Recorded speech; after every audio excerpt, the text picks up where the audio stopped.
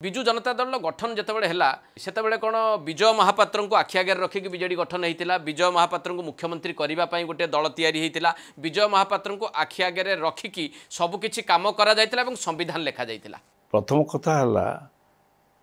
मुझे कार्य सहित संपृक्त होकर आरंभ कली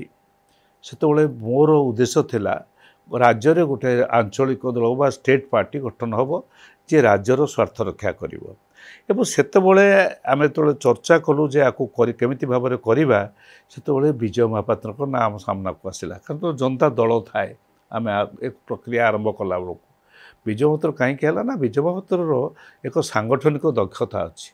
से सारा ओडिशा रे भितर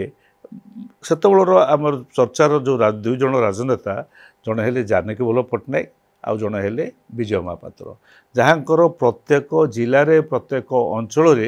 कहीं ना कहीं परिचित लोक अच्छा